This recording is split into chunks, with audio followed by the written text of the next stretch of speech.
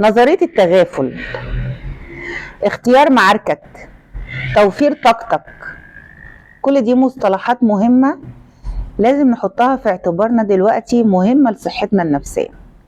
أنا فريدة شرف، استشاري صحة نفسية وإرشاد زواجي وعلاج الإدمانات المختلفة. يعني إيه أختار معاركي؟ يعني أختار الموقف أو الحدث اللي أنا أبذل فيه مجهود وطاقة ووقت، ياخد من مشاعري وياخد من أفكاري وياخد من وقتي، وأسأل نفسي بعد كل اللي أنا هبذله ده إيه النتيجة اللي أنا هخرج بيها؟ هل أنا هرتاح نفسيا؟ هل اللي قدامي هيقتنع؟ هل إيه اللي أنا هستفاده في الآخر بعد الوقت والمجهود اللي أنا هبذله ده كله؟ تغافل، هي اسمها نظرية التغافل.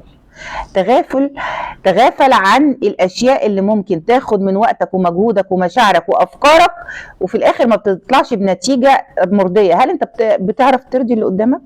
هل بتعرف تقنعه؟ بعد الوقت كل دوت واهدار الطاقه دي كلها، ايه اللي هتوصله؟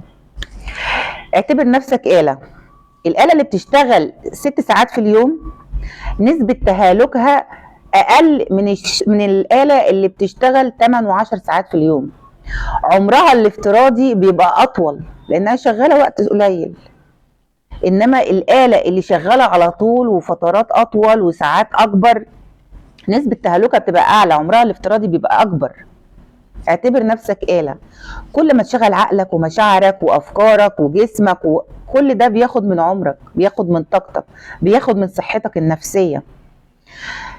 اعرف وتأكد ان الصحة النفسية بقت مهمة، لان الصحة النفسية ممكن تؤدي، لو مش موجودة ممكن تؤدي لاختلالات جسدية وأمراض عضوية. والصحة زي ما في صحة بدنية وصحة جسدية في صحة نفسية. واعرف ان النفس تمرض كالبدن. ومع فريدة، ربنا يهدي سرك.